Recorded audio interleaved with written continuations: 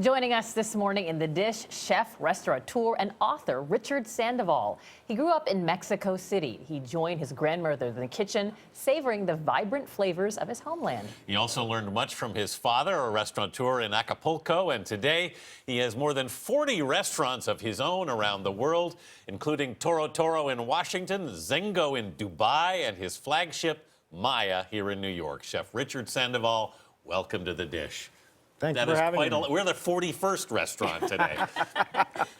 What have you brought for us? Well, obviously, with Latin food, you got to have a cocktail, so we brought a mojito. Oh, thank you very much. We love that you're starting there. And now you're on our level. You have your priorities right. We have a mahi-mahi ceviche, again, very Latin. We move on to our, bacon guacamole. It's a traditional recipe with a little bit of bacon and chicharrón. I've never had that. Bacon is mixed throughout it then. Exactly. Gives it a nice, nice crunch to it. We have our camarones veracruzana. We have our seafood chile rellenos, obviously a little bit rice and beans, and tacos al pastor, and our my grandmother's recipe of corn cake.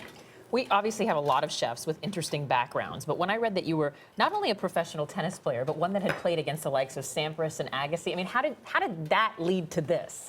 Well, that was my first love. I wanted to be a tennis player, so I played high school, played in Southern California, played college, then played the circuit.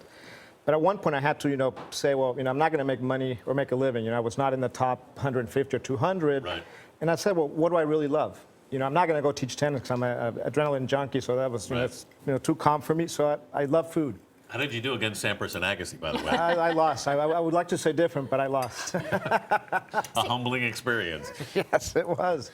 What I find interesting, though, is that you have done so many different types of food. It sounds like you started off in French food, right? At the Culinary Institute of America, you learn the classical, recipes, and the French technique. So yes, I started with that, but actually Latin food is in my blood. That's what I grew up eating. Well, I mean, you have 40 restaurants now, as we've said, which is an extraordinary number. How do you stay on top of all that? It's all about people. I've been very fortunate to surround myself, with great people. But again, I do travel, 250 to 300,000 miles a year. So I try and touch on my restaurants. All the recipes and menus still go through my hands and my palate. So I still, have my hands on everything. I cannot let go of things. I'm very hands-on. We know that well. But it's all about people. I want to ask you about fusion food, though, because I think so often it's really polarizing. People either love it or hate it. Is it a challenging arena to be in? Yes, but I think, you have to know how to do it. There has to be a rhyme and reason for it. You cannot just say, well, I think Italian with Japanese. For example, I combine Mexican or Latin and Asian, we use the same chilies, the same flavor profile. There's a lot of similarities in ingredients. So again, it has to make sense, for it to work. Growing up in Mexico, where exactly did your love of food come from? From my grandmother. Yeah. My parents got divorced when I was very young, so I spent a lot of time in my grandmother's house, and we had a table just like this, where, the whole family used to sit around the table. She was the matriarch. She used to sit there, or the big platters exactly like this. Used to come and she used to serve and then just pass around, the table. So I think at a very young age, she was already training my palate for what was to be my future career. So many people comment that your restaurants also have this wonderful element of entertainment, that you get a separate show. Where did that come from? Well, I think, after the Great Recession that we had to reinvent ourselves. Yeah.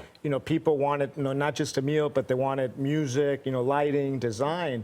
So I started incorporating, an entertainment side, to the business where we have DJs. So now you can go to one place, have a great meal, have a great cocktail, but also stay and have music and have a DJ, in the same place. Well, we have music coming up, just not during the meal. Can I get as we hand you this dish and ask you to sign it, can we ask you if you could have this meal with any person, past or present, who would that person be? I'm very intrigued by Nelson Mandela. So That's a great choice. I would enjoy having a dinner with him. That's a great choice. All right, Chef Richard Sandoval, thank you so much. And for more on Richard Sandoval and The Dish, head to our website at cbsthismorning.com.